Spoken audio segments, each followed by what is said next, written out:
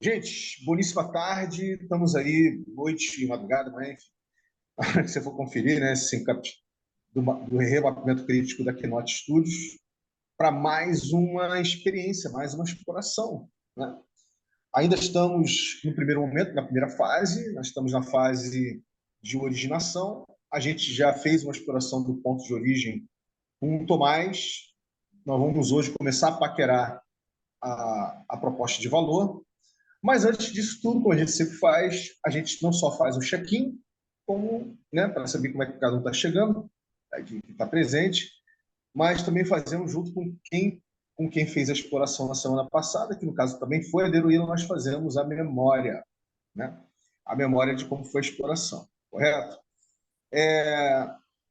Na semana passada eu dei mole e deixei que o Tomás fizesse a memória colando, né? E ele já está com a cola na frente na realidade, mas tudo bem, não tem problema, vai continuar sendo assim, tá? Mas vamos ser um pouquinho mais exigentes. Vamos pedir dessa memória não só a leitura do que ele está vendo na frente da tela dele, mas também alguns desdobramentos do que nós exploramos na semana passada, tá bom? Então, é isso. Estou chegando muito bem, o dia está super corrido, nós estamos aí com a edição 2024 do Ethereum Rio acontecendo, né? Esse ano a gente poderia ter ou não.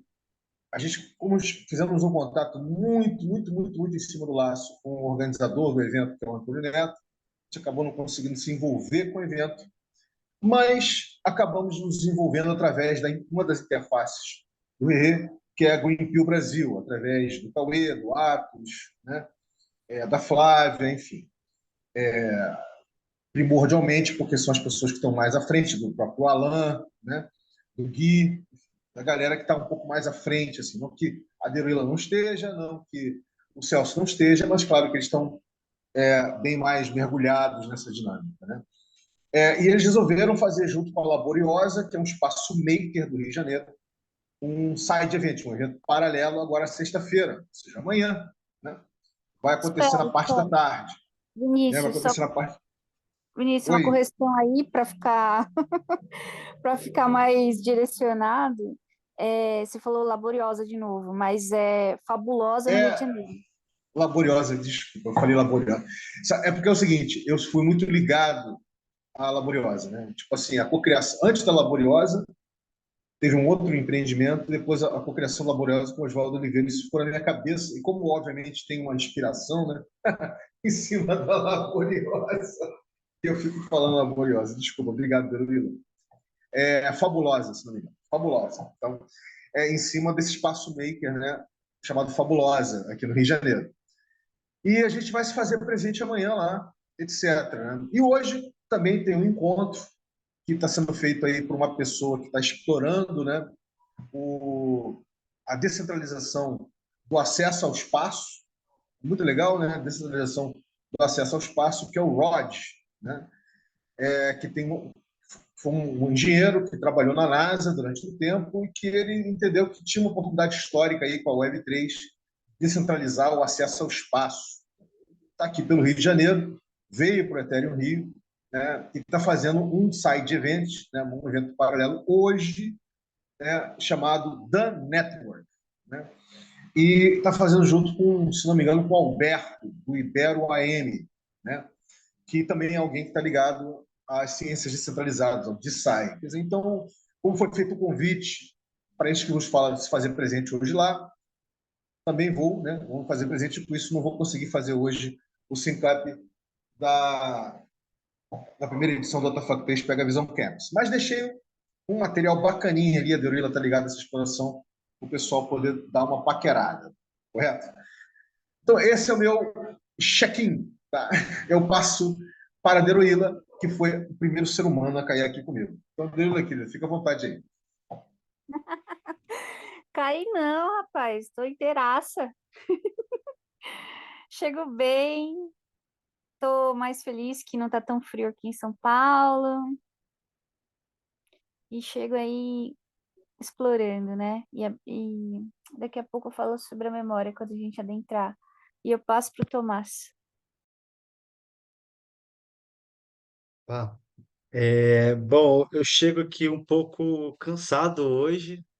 Acho que eu dormi mal, acho que foi o principal motivo de eu estar meio cansado aqui. E aí com a cabeça ainda bem dispersa em outras coisas. Mas fora isso, chego feliz. Infelizmente não consegui vir com o Pedro aqui, porque ele, como disse a Deroleu mais cedo, tá chique, tá lá em Brasília. Mas estou feliz aqui de voltar e mais uma vez dar um passinho aqui, avançar mais um pouquinho nesse mapeamento. Mas é isso. Chego cansado, meio disperso, mas feliz de estar aqui. E já vou aproveitar também para fazer um pouco da rememoração, né, que o Vini falou, sem colar aqui, sem olhar para a telinha, mas lembrando, né, o que que a gente falou no último encontro. Pelo menos o que ficou assim mais presente na minha cabeça foi a questão de traçar ali um ponto de origem, principalmente, né, a partir do que o Vini trouxe de orientar isso, né, a partir do passado, em relação ao presente, do presente, em relação ao passado e futuro, e do futuro em relação ao presente, enfim, fazer essa conexão entre os diferentes tempos aí que a gente habita, né? E como isso está ligado ao ponto de origem da Norte, em relação ao Tomás e tudo mais. Foi bom, foi bem legal fazer esse mapa, vamos dizer assim, nessa orientação. Mas é isso, estou aqui para te continuar.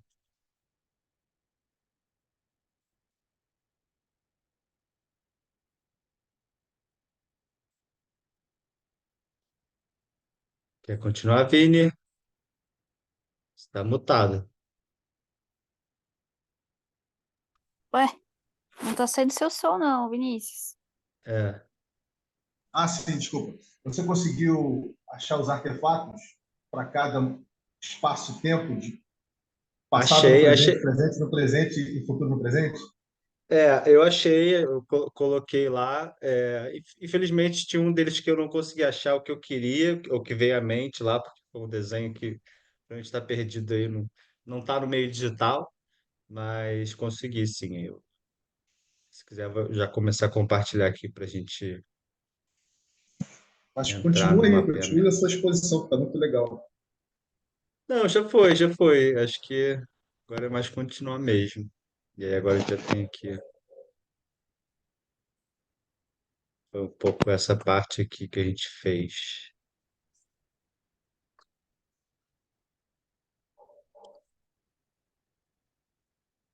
Então fica à vontade para fazer a memória disso aí. Vamos lá. E falar do simbolismo desses artefatos aí. Bom, acho que assim, vamos lá então, né? Aí eu já olhando aqui, fazendo a colinha, né? De acordo com essa provocação do Vini, né? De pensar não só os diferentes tempos, né? Em relação ao espaço que a gente está, mas questão do artefato, né? E aí trouxe essas imagens que foram vindo aí, representando esse exercício, né? E aí o primeiro seria essa ideia né, de como o passado vibra no presente, né? Essa relação. E o Aproxima artefato um que me pouquinho mais, veio, que está um pouquinho longe para a gente poder ver, Felipe. opa, Isso aí. Aí.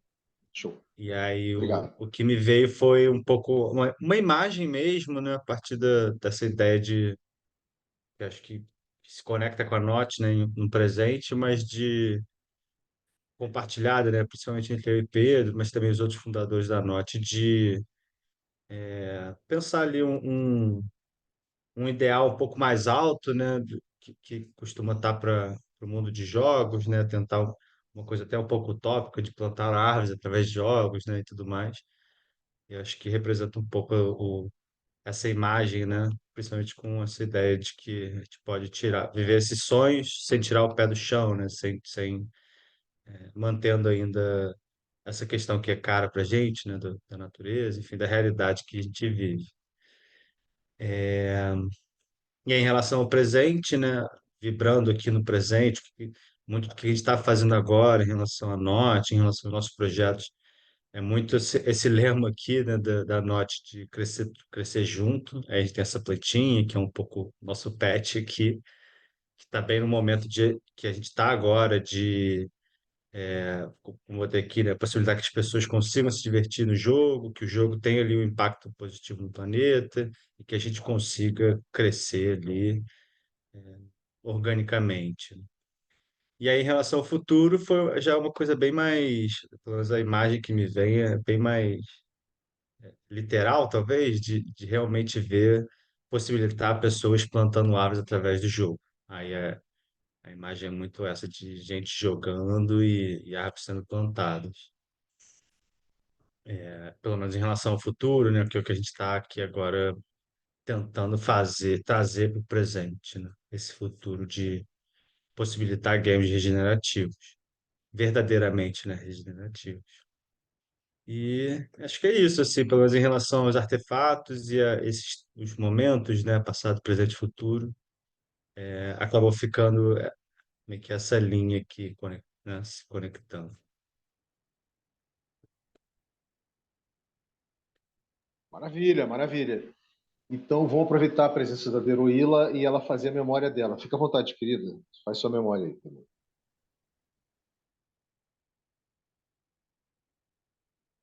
Desculpe, bati o dedo errado aqui. Então, eu acho que minha memória é bem emocional, assim. Eu fiquei bem impactada em saber que o Tomás é amigo de infância do Pedro. Isso para mim foi bem impactante, foi bem bonito de saber.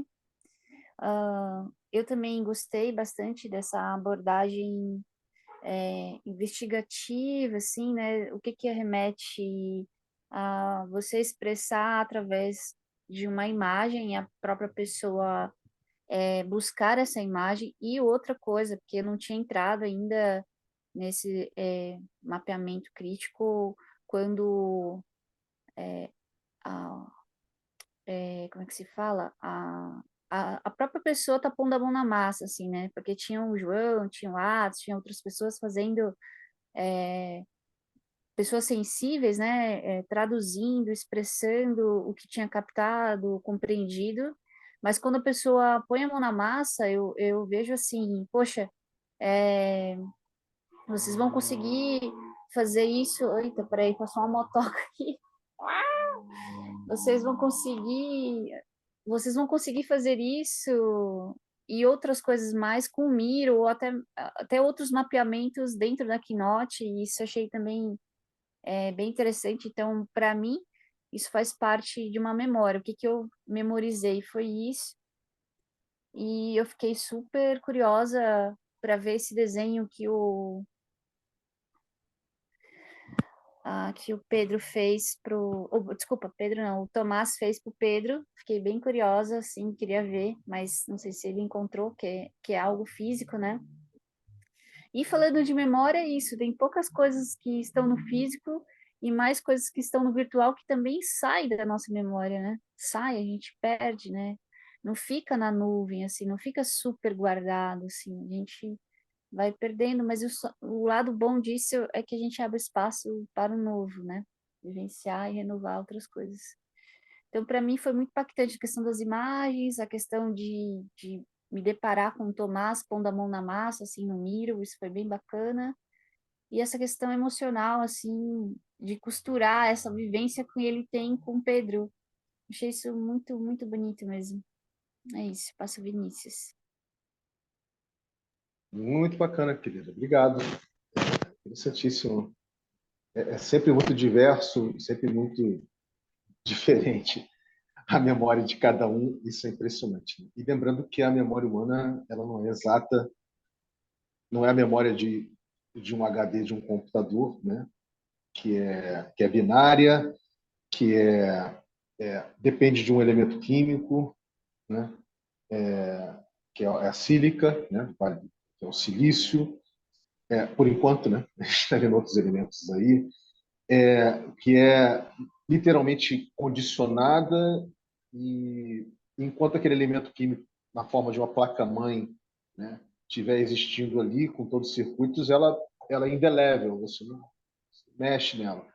A memória humana não é assim, né? Ela se reconstitui a cada momento, assim. E então, quando a gente faz exercício de de fazer uma coordenada de tempo e espaço, né? Espaço-tempo, através de um artefato, que pode ser uma imagem, pode ser uma música, pode ser um acontecimento, pode ser uma fotografia, pode ser um monte. O artefato pode ser qualquer coisa, né? A gente está, na realidade, não sendo extremamente específico.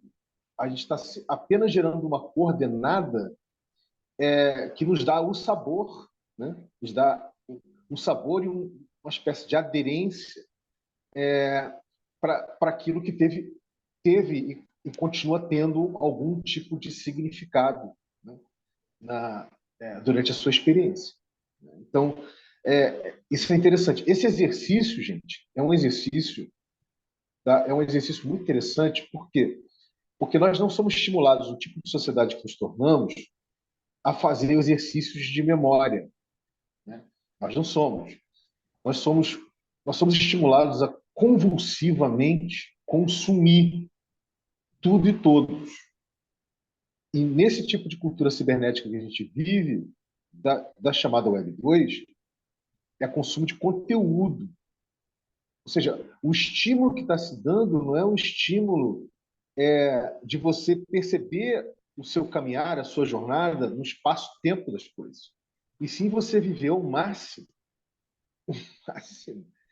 o presente de uma forma quase que sem nenhum tipo de aderência. É você elevar à máxima potência a vivência quebrada, porque você fica viciado, né, em querer consumir, consumir. Tipo assim, você satisfez minimamente a expectativa daquilo que está sendo, aquilo que é desconhecido, ou aquilo que aparece para você como experiência, e você consome, consome, consome, consome, consome. Você fica nesse rito de estar consumindo constantemente, constantemente. E aí você perde a capacidade de gerar profundeza, né? De se aprofundar e de se alargar, e de você conseguir ter referências de experiências significativas e significantes no espaço-tempo das coisas. Então, por exemplo, um dos efeitos é esse aí que você está vivendo agora, Tomás.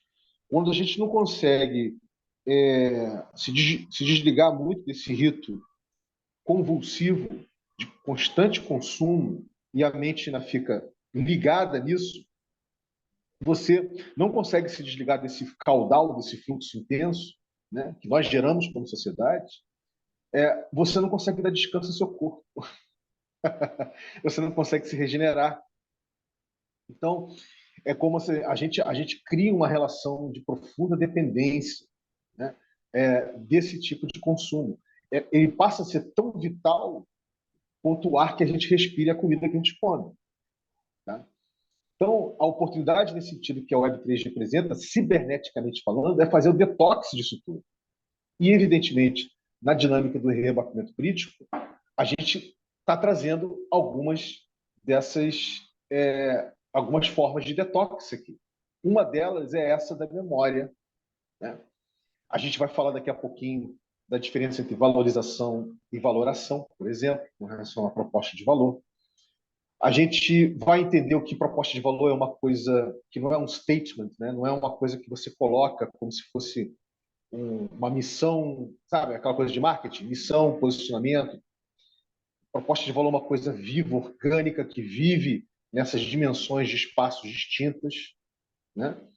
E nós vamos começar a fazer essa exploração daqui a pouquinho. Mas, enfim, eu só fiz essa observação para você entender que esse tipo de exercício é o tipo de exercício que resgata a nossa capacidade de nos relacionar conosco e de ter capacidade de nos abrir a relacionar com os outros.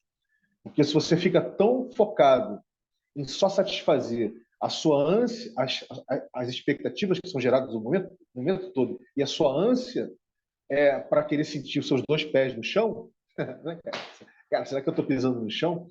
Né? Você perde a capacidade de se conectar consigo e com o outro. Essa é a principal doença do tipo de neurológica, tá? Neurológica e psicológica do tipo de sociedade que nos tornamos. Mas, enfim, passo a bola para você fazer a sua apreciação, querido. É, eu acho que você falou já me contempla, Vini, mas só para assim, deixar só a minha contribuição, realmente, não só pelo momento que eu estou agora, assim, de entender plenamente que parte de um certo desconforto, que não só eu, mas muita gente vive, né, agora, tem muito a ver com essa dificuldade de a gente ter, de fato, uma memória, né? Uma memória humana, né? Ou depender muito de uma memorização, mas não de um processo natural da nossa própria memória, onde, onde a memória se forma a partir de uma cristalização ali de um tempo, das coisas. E aí, isso, como a gente está, ou pelo menos eu me sinto, às vezes, perdendo essa memória mais humana por cada vez mais estar inserido em uma cultura, uma cibernética muito específica, onde a memória ela está muito mais ligada ali ao que está no, vamos dizer assim, nesse ambiente do que o que está dentro do Tomás mesmo. Então essas coisas estão sempre não, mas em algum momento no mundo que a gente vive hoje elas entram em conflito, né? E é bom justamente fazer esse exercício de memória, de rememorar ou de recriar essas memórias mesmo, o tempo todo, né? Porque não é uma coisa estática mesmo, elas precisam estar se revivendo ali, e a gente, pelo menos eu vejo que é uma memória muito mais plástica, né, do que a gente imagina. Talvez plástica não seja a melhor palavra, mas muito mais dinâmica do que a gente espera e tal. Mas é isso, vamos continuar aí. Cirila, você quer se manifestar também, querida? Antes de a gente continuar? Não, eu gostei muito desse posicionamento do Tomás, assim, acho que ele deu, não sei se ele tinha pensado nisso antes, ou começou a brotar depois da sua micronarrativa, Vinícius, porque a sua micronarrativa é para lá de provocadora, né? Não tem como não abrir várias caixas dentro de nós, assim, e, consequentemente, memórias. Eita, mas toda vez que eu falo, passa uma motoca, gente. Ai, ai, mas enfim,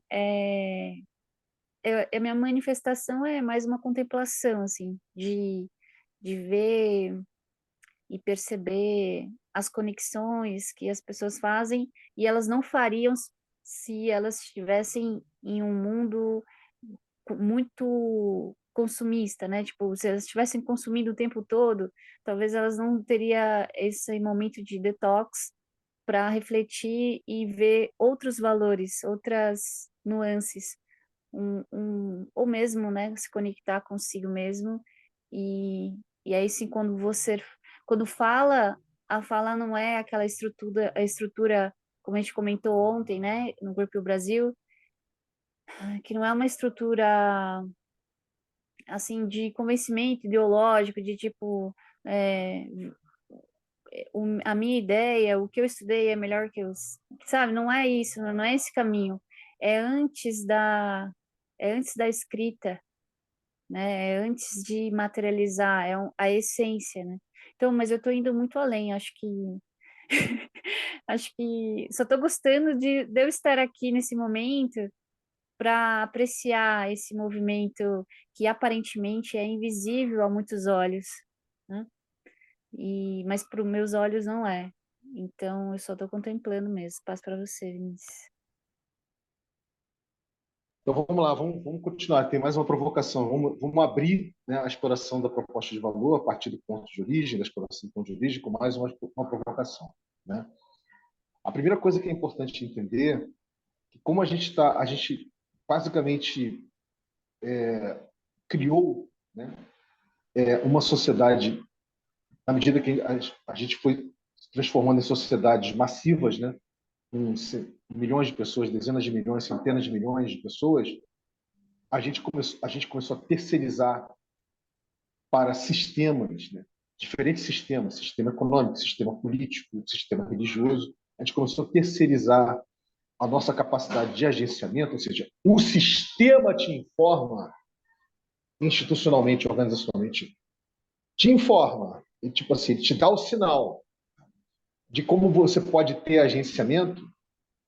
Então, esse sequestro da sua capacidade de você ter seu próprio agenciamento é muito louco. Ou seja, porque o sistema te informa, o sistema está te informando de que forma você pode ter o seu agenciamento. E como você pode se qualificar para ter seu agenciamento. E, nesse sentido, o sistema educacional baseado na escolarização, ele é perfeito, entre aspas, para isso.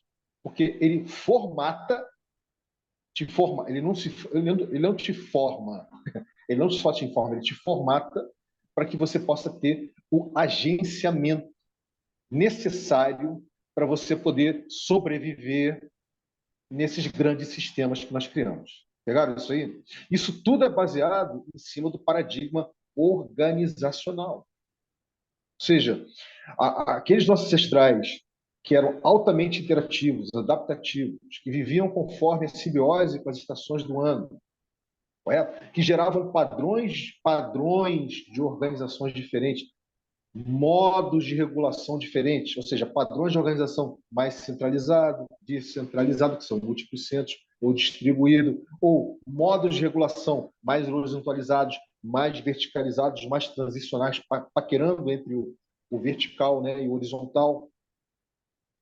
Eles, mesmo não tendo a consciência que nós temos hoje, quer dizer, quando eu falo nós, eu não estou falando da humanidade inteira, estou falando de poucas pessoas ainda. Mas a consciência de que nós temos hoje, né? O awareness, né? A consciência de que nós temos hoje, do quanto eles eram felizes e não sabiam, né? Tipo assim, eles podiam passar por todas as agruras, não tinham todas as tecnologias ou todas as técnicas, né, para lidar com essas agruras. As agruras fazem parte. Uma das coisas importantes de entender, gente, que a escassez natural ela é bem-vinda. A escassez natural é bem-vinda. A escassez natural, ela provoca formas da gente mutuamente encontrar acesso. A gente conseguir encontrar acesso ao que se necessita momento a momento através de uma escassez, através de uma escassez natural, entendeu?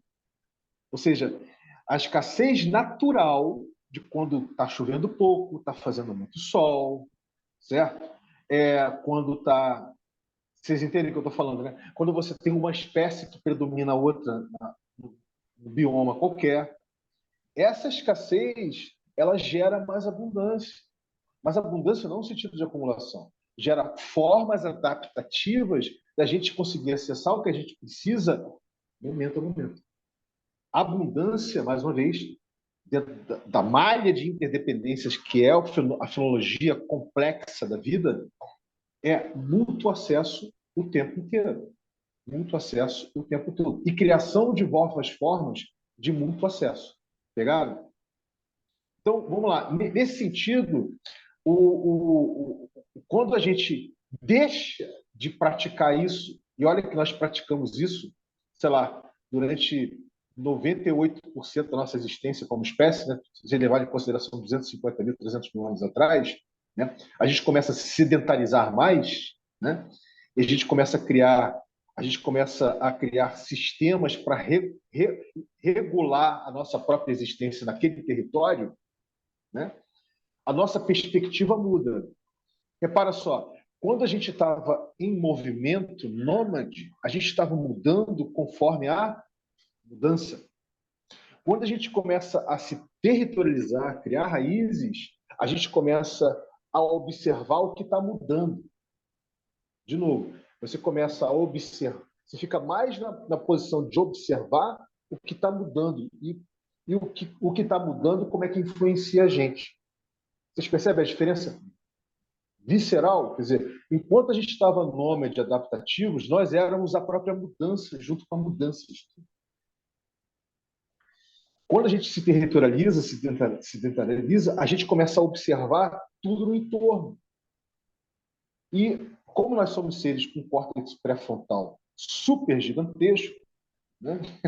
Mesmo imaginativos como somos, né? A gente começa a dar nomes, a criar mais linguagem, a complexificar a linguagem. A gente começa a querer dar nomes à montanha, dar nomes às árvores, que não tinham nome de árvore, nem a montanha tinha nome de montanha, certo? A gente começa a dar nome às coisas e começa a criar todo um sistema, toda uma forma, todo um dashboard de como a gente se relaciona com esses elementos que, aos olhos de quem está parado, parecem estáticos.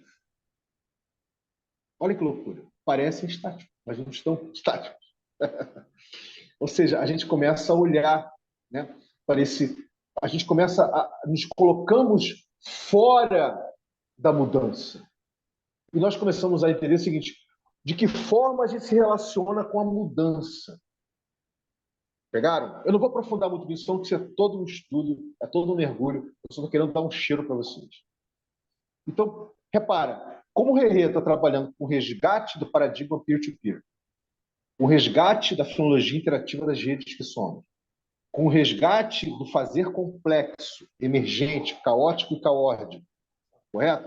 O paradigma que a gente está lidando não é o organizacional, ele é o orgânico, é o interativo, é o emergente, correto? Então, nesse sentido, o que é uma proposta de valor? Né? O que é uma proposta de valor nesse sentido?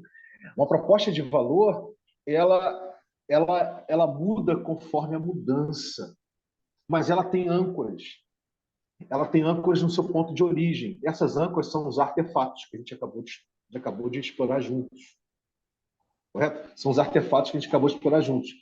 E a proposta de valor nesse sentido, ela não é uma observação, apenas uma observação de um ponto definido no espaço-tempo, um ponto super ancorado do que está no entorno que parece imovível. Para dizer, olha, dentro desse imovível ou dessa mudança que só vai acontecer lá no futuro, né? Porque, veja, quando a gente se coloca num ponto organizado, organizacional, num ponto onde a nossa capacidade de agenciamento está terceirizada por esses sistemas, repara só, gente, o tempo, o cronos, ele fica delimitado, passado, presente e futuro. Aí você começa a fazer um planejamento na forma de um roadmap desse futuro. Olha que loucura. Você começa a fazer um planejamento desse futuro. Tipo, como se fosse possível, dentro da complexidade da vida, você predeterminar todos os passos perfeitamente medidos em dias, semanas, meses, entendeu? Do que você vai fazer daqui a 6 meses. Caraca, que loucura. Então a gente começa a planejar esse futuro organizacionalmente. Correto? A gente começa a planejar esse futuro a partir de uma proposta de valor cristalizada na forma de missão, que é uma coisa bem militar, né? Posicionamento, que vão conversar com branding, né? O branding vai ser esse artefato que vai como se tivesse propulsão própria, né? Independente de nós humanos, ele vira uma entidade, né? Que tipo assim diz para todas as outras entidades, todos os outros brandings, olha, eu sou essa entidade, essa missão, esse posicionamento que lá daqui a um ano vai conquistar esse mercado. Olha que loucura. E considerando que o mercado é uma coisa existente, considerando que o mercado é uma coisa que já está existindo, o mercado que é uma coisa constante, como o ar que você respira e a comida que você come. Então, assim, se você parar para analisar sobre a ótica desses paradigmas por substância Rerê, toda essa lógica do Vale do Silício, por exemplo, vamos pegar um recorte aqui, né? Fazer um recorte. Vale do Silício em cima do conceito de startup, né? Do que está começando, baseado nessa modelagem organizacional, ela é completamente freak, é uma coisa completamente louca. Tá? Porque é como a própria macroeconomia que nós criamos, né?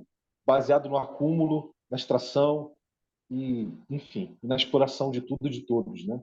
Ou seja, ela não leva em consideração as famosas externalidades. Então, é uma coisa mais ou menos por aí. Então, quando a gente vai começar a pensar em proposta de valor sobre a ótica dos paradigmas por substância Rerê com protocolo preditivo, a gente tem que tratar a proposta de valor como algo que está mudando conforme a mudança, mas que cujo ancoramento é em cima de artefatos, que trabalham nessas três dimensões que a gente está trabalhando, percebe? E aí, é isso. Eu fiz o preâmbulozinho para a gente começar a entender a exploração da proposta de valor, mas eu vou parar aqui para a gente fazer uma rodadazinha de apreciação. Fica à vontade aí, quem quiser começar. Posso? É, Não vai ter, não. faladeiro.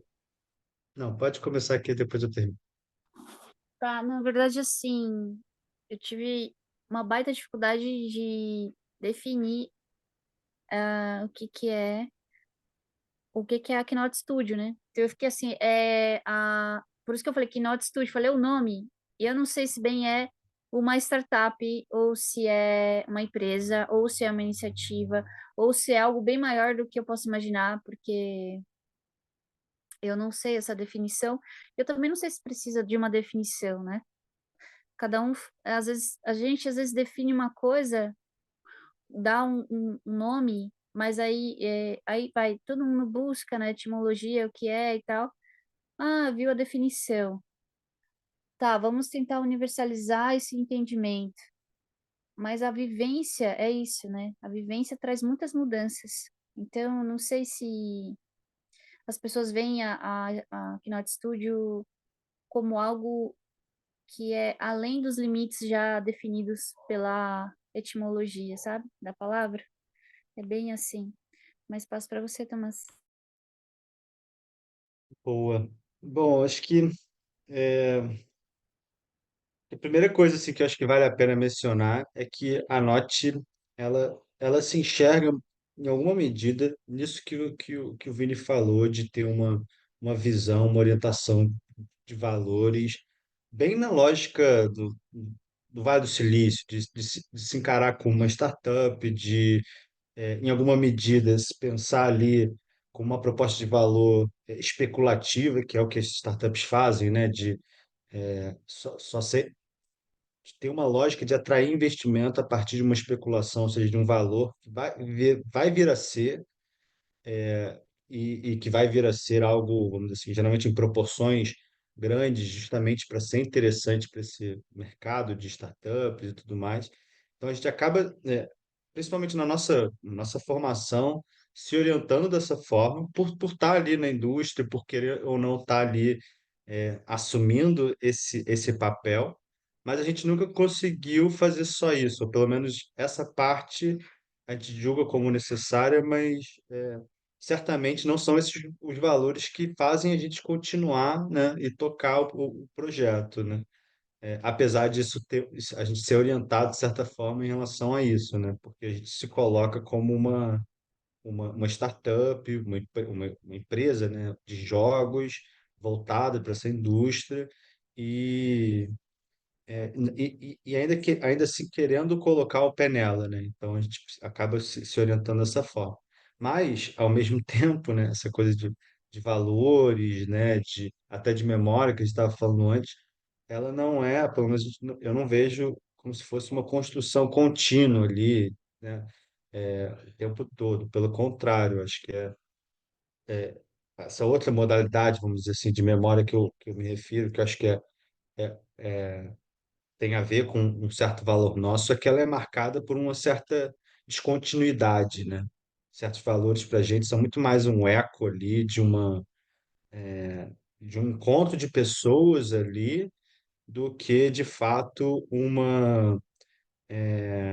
sei lá, uma perspectiva assim que a gente está orientada para um objetivo, que é essa ideia de um valor que a gente tem como missão, de criar jogos regenerativos, de ter, vamos dizer assim, uma relevância dentro da indústria de jogos, ou seja, de conseguir disputar um público, né, pessoas dentro de uma indústria, justamente para também conseguir, né, atingir elas e tudo mais. Então a gente tem essa perspectiva delineada ali em torno de uma visão, de um valor mais ligado aí, que seria, sei lá, uma lógica mais tradicional, startup e tudo mais.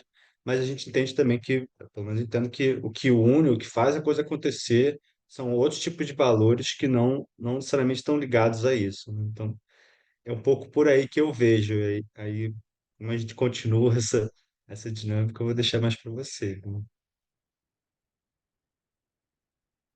Então, querido, a primeira coisa a se falar é o seguinte: o mais importante que a gente faz na dinâmica do remapeamento crítico é gerar consciência, gerar awareness, essas coisas que as pessoas normalmente não têm. Ou seja, normalmente não têm. Então, elas acham que a realidade que está posta aí, essa macro-realidade, com todos esses sistemas, toda a dinâmica de captura, né, é a única realidade possível a ser vivida. E não é. Essa é a primeira questão. Então, evidentemente que, nesse sentido, o remapeamento crítico ele vai sempre sugerir uma dinâmica híbrida. Ou seja, uma vez que você gera consciência, né, de que a gente vive um tipo de realidade que nós mesmos, como espécie, criamos, baseado na captura, na extração, no acúmulo, na diferenciação, correto? Baseado em cima dos nossos egos, e verificar, entender que esse tipo de complexidade ele é muito diferente da complexidade da natureza e que ainda assim nós temos primordialmente um elo forte, porque nós somos natureza também, quer dizer, apesar de termos nos distanciado, né, transformado a natureza em objeto, né, em asset, em matéria-prima, isso está nós somos natureza, apesar de sermos extremamente cibernéticos, nós somos seres cibernéticos, né? Então, a ideia é gerar esse tipo de consciência do seu awareness, né, para que traga para a dinâmica de startup da Keynote, né, uma capacidade, um resgate de agenciamento entre vocês e tudo que está cercando, né, a proposta do empreendimento, né, a proposta de valor, né, que permita fazer o que vocês estão fazendo, permita ter mais capacidade de perceber as descontinuidades, né, capacidade de se adaptar, né, e capacidade de desapegar. Porque uma das consequências principais do paradigma organizacional é o apego, a, o apego quase que enraizado a um tipo de visão, a um tipo de proposta, a um tipo de posicionamento, né? Evidentemente que um marketing contemporâneo, moderno, atual, já desconstruiu isso já faz tempo, né? De como as empresas, as organizações, elas têm que né? Elas têm olha só, conforme os cenários, conforme as mudanças vão acontecendo, você tem que se adaptar. Repara que é sempre uma coisa reativa, percebe? Ou seja, porque, por exemplo, dentro do setor de games, vamos botar assim, da indústria de games, alguém inovou, né? Alguém inovou. Esse alguém que inovou, ele dita para quem não inovou a tendência de mudança. Quer dizer, a tendência de mudança, ela vira uma entidade também, quer dizer, ela vira uma coisa inalcançável, né? Não aderente. Você só sente a necessidade de mudar porque alguém que mudou, alguém que fez o primeiro movimento, né? Como sistema, como entidade, impingiu, digamos assim, para aquela existente indústria a mudança. Quer dizer, então, a mudança, você não está mudando conforme a mudança, você está mudando porque institucionalmente, mercadologicamente, politicamente, houve uma mudança sistêmica, vamos dizer assim, ou o início de mudança sistêmica, aí que cria, né, os trends, né, as mudanças. Aí, ou seja, toda a regulação de todo o resto é reativo, né? E daí toda a neurose em cima de você ser o first mover, toda a neurose que se cria, principalmente do Vale do Silício, né, principalmente ligado ao Web2, de você ser o primeiro a fazer a mudança, né? Toda a neurose em cima de você ser o primeiro, de você ser aquele que que se diferencia. Por quê? Porque todo o sistema está butado para isso. Ou seja, trabalhar o tempo de forma passado é passado, presente é presente, futuro é futuro, né? De uma forma, dentro de uma simetria onde cíclica, né? Onde meio que o passado valida o presente e o presente valida o futuro. De novo, o passado valida o presente, futuro, ou seja, dentro de uma simetria cronológica constante, né? E, e pronto, e a gente acredita nisso, como narrativa, como macro-narrativa. A gente valida ciberneticamente essa brincadeira. E, no entanto, ela é apenas e tão somente uma projeção que nós criamos, que a nossa espécie criou para nós mesmos. E ela nem de perto bate com a forma como a natureza lida com isso, a complexidade da natureza. E aí, mais uma vez, é aí que o RE entra com o protocolo cultural integrativo. Vamos fazer o resgate de entender que nós mudávamos conforme a mudança, que nós estávamos simbióticos com a natureza, que a natureza para a gente não era matéria-prima, né? não era, né? não era um asset, né? A natureza para a gente não era um objeto, ela fazia parte intrínseca da nossa própria existência. Essa que é a reflexão. Então, é nesse sentido que a exploração que a gente está fazendo de ponto de origem, agora de proposta de valor, é de entender que a proposta de valor, até hibridamente, ela tem tudo para conversar, ela tem tudo para resgatar esse agenciamento do Tomás, do Pedro, e de todo mundo que está fazendo parte da proposta de valor. De que forma? Através da dinâmica das piscinas comuns. Porque na dinâmica da piscina comum, o que a gente faz, Tomás? A gente faz espelhamentos.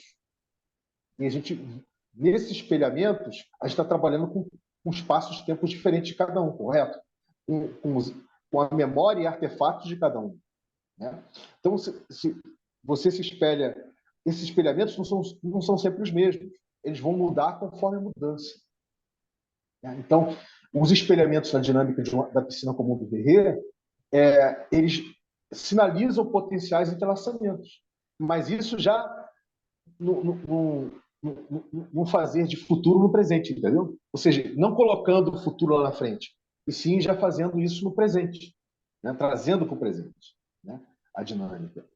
Então, é isso que é importante passar. Quer dizer, a proposta de valor ela é uma coisa viva, orgânica e vibra aonde está a ação. Aonde que está a ação? A ação, Tomás, ela está por entre. Ou seja, nos por entre Tomás e Pedro, e entre todo mundo, nesses muitos por entre vocês, que você vai ter múltiplos tipos de espelhamentos acontecendo. E com potenciais entrelaçamentos acontecendo. Só que não fica entre vocês, porque fica entre vocês e todo o resto, todo mundo tudo que está no entorno. Ou seja, é por isso que o artefato da piscina comum, entender a piscina comum, né, de recursos compartilhados como um artefato, ele é um artefato perfeito, ou imperfeito, né? Somos imperfeitos, para fazer essa reflexologia e esse potencial entrelaçamento com todo mundo que está no entorno, seja projeto pessoa. Correto? Então a gente começa a criar uma dinâmica literalmente P2P, uma dinâmica literalmente interativa de redes, que vai criando múltiplas possibilidades de momento a momento a serem exploradas. Né? Que isso, obviamente, tem como conversar sim, né? Tem como hackear sim essa lógica mais macro, sistêmica, de simetria cronológica, de que cada tempo é um tempo, passado é passado, presente é presente, futuro é futuro. Entendeu? Eu vou parar por aqui para a gente fazer mais uma metabolizaçãozinha do que eu acabei de falar. Fica à vontade aí, se você quiser se manifestar aqui.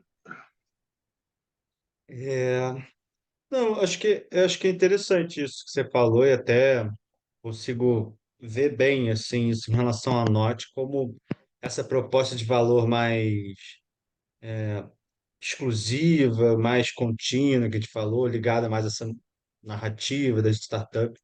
Isso sempre foi algo que a gente, em alguma medida, assumiu ali, mas que nunca fez sentido para a gente internamente, ali como um valor, vamos dizer assim, entre as pessoas, entre o coletivo que faz, né, que é a Note.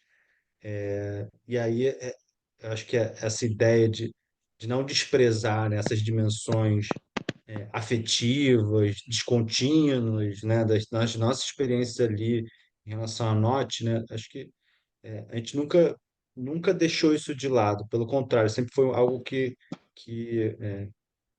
faz parte ali, né, de como a gente, da nossa história mesmo, de como a gente conseguiu justamente se manter, né, até então, porque eu, pelo menos, tenho essa grande suspeita de que se fosse somente esse horizonte de sei lá, de ser puramente uma startup. Ah, vou criar aqui um protótipo e vender ele por, né, por muito caro, e esse é o plano, assim.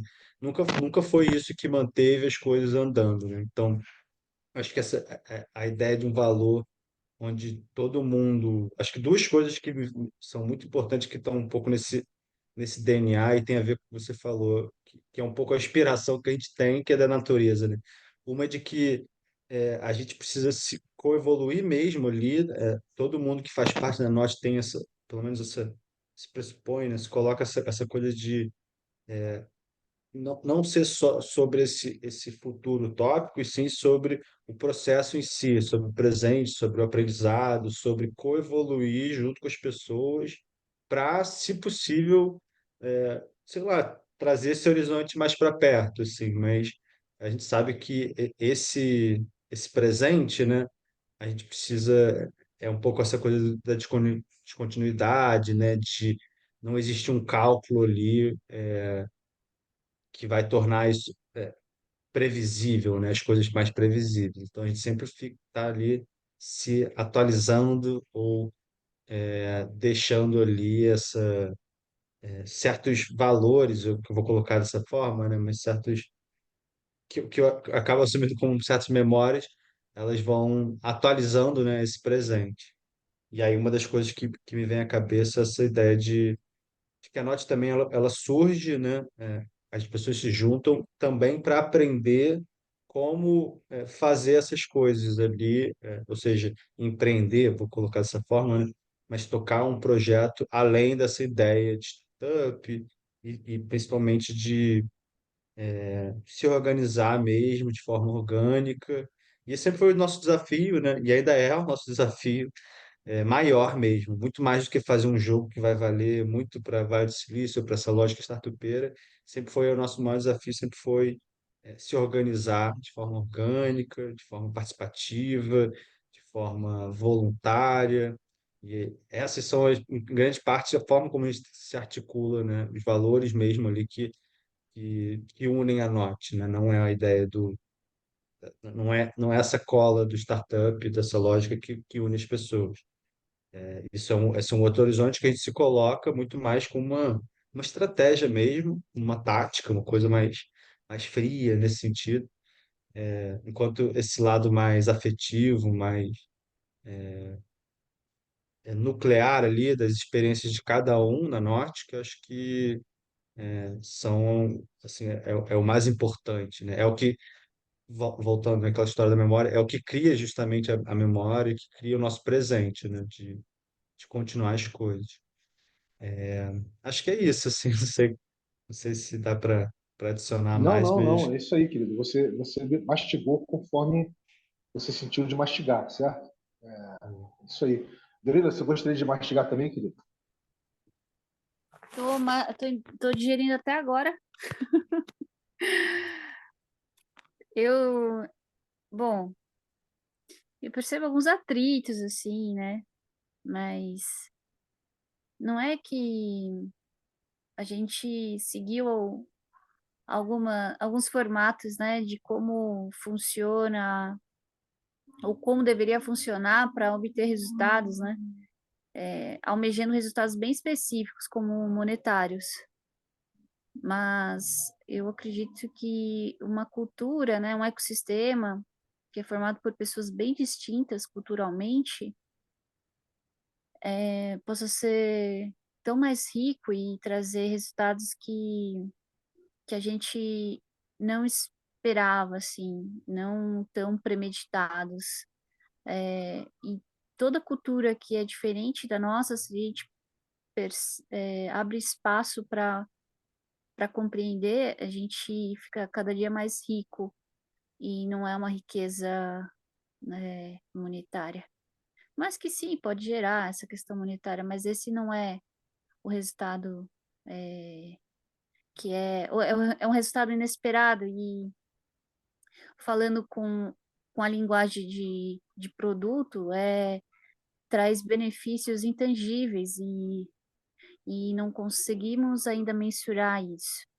Então, percebo alguns atritos que eu acho que eu adoraria ouvir também outras pessoas da Keynote Studio para ver onde elas estão, não no sentido físico, mas talvez no sentido afetivo, referente a Keynote, referente a esse ecossistema com essas pessoas diferentes, as tecnologias que eles utilizam, está todo mundo no mesmo barco, se em barcos diferentes e ritmos diferentes, e se alguma vez ou outra a sincronia acontece de forma harmônica, ou se a sincronia, ou se a sincronia só acontece de forma assíncrone, né? Que é quando todo mundo no seu quadrado faz suas coisas e entrega e segue assim como um padrão, às vezes, aqui de trabalho, né?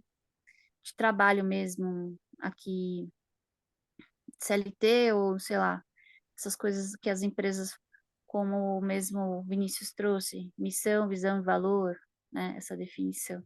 Então, assim, eu tô junto aqui nesse detox, então tô limpando aqui a minha visão sobre a Keynote Studio. Passo para você, Vinícius. Legal, querida, bacana, muito interessante.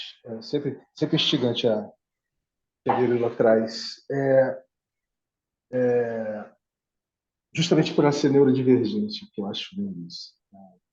Então, o Tomás, a gente agora vai começar a explorar um pouquinho a diferença entre valorizar e valorar. Tá? Parece a mesma coisa, mas não são. São mundos completamente distintos. Tá? E a gente vai só introduzir esse assunto. A gente vai explorar isso melhor na semana que vem. Tá bom? Então, vamos lá. Eu vou começar a explorar perguntando para você.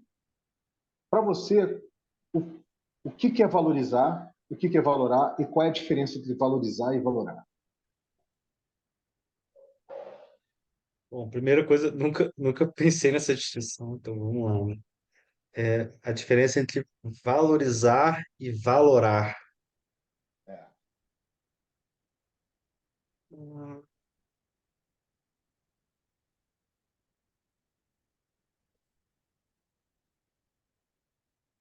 Eu não sei, assim, vou no senso comum mesmo. Na minha cabeça, valorizar significa dar uma carga positiva, ou dar um valor para algo, né? Ou seja, aí pode ser um valor monetário, um valor moral, enfim, mas dar algum valor para algo, valorizar seria isso. E valorar é já mais já entra uma coisa, como é que eu posso, uma discussão um pouco mais ética, assim, né? No sentido de que é o valor, ele é relativo, vamos colocar assim. Então, seria mais de relativizar o valor. Acho que um exemplo que vem na minha cabeça de valorar é um pouco. Você pega um valor, sei lá, como confiança, que você pode assumir que é um valor universal, um valor um valor, né, todo mundo deve ter, mas se você muda de contexto, pode ser um valor que não seja um valor em si. Por exemplo, quando você vai atravessar a rua, você não confia que o carro vai parar para você. Você olha para os dois lados, você vai atravessar quando não tiver um carro. Então, existe uma valoração, assim, nesse sentido, que vai sempre mudar a partir do contexto, a partir da referência ali que está em cada lugar. Não sei se eu viajei muito, mas foi o que veio na minha cabeça, Vini, em relação a isso. Enquanto valoração é Não, uma coisa mais legal, legal. relativa, Legal. Eu vou valorizar te já é dar, eu vou te mais dar uma, eu vou objetivo. te dar um rastro estigmático, uma pistazinha para você Manda. fazer uma segunda elucubração em cima. Quando a gente estava sendo a mudança, a gente estava sendo a mudança enquanto mudança, sendo nômades adaptativos, como é que o que a gente pode considerar nessa dinâmica algo que pode ser valorizado? Só essa palavra, valorizado. Quando nos Uhum. tornamos mais sedentários, a gente começou a observar tudo que mudava, né? O que pode ser valorizado? Vamos só trabalhar primeiro com a valorização, tá? Depois a gente Uhum. depois a gente trabalha a valoração, o valorar. Então vamos lá. Numa dinâmica adaptativa e nômade, o que é valorizado?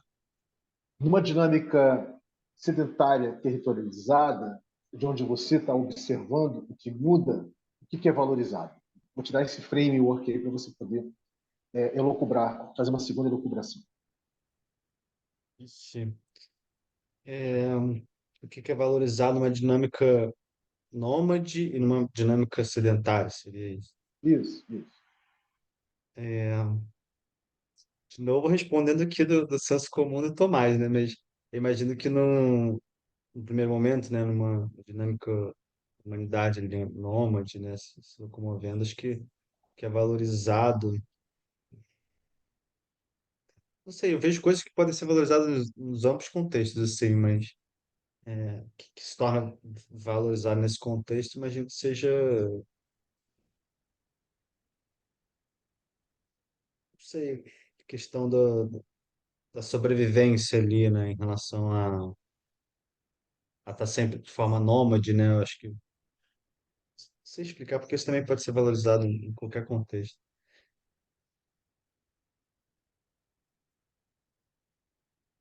É porque, assim, vamos lá, Vini, o que me vem à cabeça é muito. Você pode pegar um valor, por exemplo, uma coisa do conhecimento, assim, né? Imagino que uma sociedade que viva de forma nômade, ela valoriza um conhecimento diferente de uma sociedade que vive de forma sedentária. Mas ambas valorizam o conhecimento, entende? Só a questão é um conhecimento diferente para cada situação. Não sei se responde a pergunta, mas é como eu enxergo isso. Eu não consigo ver um valor que seja específico de uma sociedade de certo ponto que não seja para outra. Essas coisas são tão dinâmicas, né? Que eu realmente não consigo ver uma, uma valorização ali do humano, uma forma só nome de algo exclusivo dessa parte, enquanto o ser humano sedentário valoriza uma outra coisa. Vou aprofundar um pouquinho mais, alargar um pouquinho mais e te dar mais uma referência. Quando você está nômade adaptativo, você está animando em rede cada espaço, cada momento de cada espaço e tempo. Você está tecendo e animando. Você está tecendo entre você e o outro e os muitos outros. Você está sempre tecendo coisas constantemente. Quando você está parado, olhando tudo no entorno e a mudança está acontecendo, você está articulando momento a momento. Ou seja, existe uma diferença entre animar e articular. Te dei mais uma camadinha aí para você poder pensar. Ah, engraçado isso. Eu não sei se eu vejo tanto dessa forma, assim. Eu vejo que assim, quando esse momento do sedentarismo humano está muito ligado a um momento muito específico ali. Seja, você pode colocar a questão da agricultura, mas está muito envolvido com a questão da tecnologia também, né? Tipo, quando a gente consegue, como espécie humana, se sedentarizar, né? E o que que É, isso significa? um parênteses, Tomás. Isso que você acabou de falar é um senso comum que valia até uns 10 anos atrás. Isso já mudou. A gente já Uhum, encontrou antropologicamente e arqueologicamente fatos, né, uhum. de que nossos antepassados de 30, 40, 50, 70, 60 mil anos atrás, eles produziram tecnologias que eram só supostas ter existido quando nós nos sedentarizamos. Então, isso já caiu por terra também. Quer dizer, Ah, não, então, sem dúvida, sem dúvida. Meu ponto é que não havia tecnologia, mas é que a forma como a gente lidava com a tecnologia mudou e a tecnologia que a gente tinha mudou a forma como a gente estava vivendo o mundo. Então, coisa dessa, né? Não é o que vem antes ali e tal. Mas eu realmente vejo assim que o momento que a gente passa a ser mais sedentário é um pouco essa relação com o mundo mesmo, né? De... Acho que você falou um pouco isso, mas o mundo passa a ser, parece que você externaliza o mundo. Você é isso, observador exatamente. do mundo, você externaliza e você passa a ter uma relação de objetificação com ele. Ou seja, você articula a sua relação com o mundo. Você não anima com o mundo as mudanças. Essa que é a diferença, brutal. Você começa a articular. Então, valorizar numa dinâmica de articular a sua relação com o mundo é uma coisa, valorizar a, a sua relação com o que a forma como você anima, como você faz do mundo, né, uma coisa presente em você e vice-versa, né, na animação é outra. São dinâmicas bem distintas. Mas, enfim, eu quis fazer essa provocação, Tomás, porque isso vai fazer parte da nossa exploração, tá? Até para você poder entender depois a diferença entre valorizar e valorar, né? Ou valorização e valoração, correto? E que faz parte da exploração da proposta de valor. Beleza, querido, vamos parar por aqui e vamos manter uma marca saudável de 1 hora e pouquinho, tá? Até porque você está cansado fisicamente, também, levando em consideração sua baixa energia, tá? E é isso, vamos partir então aí para a nossa apreciaçãozinha final e check-out.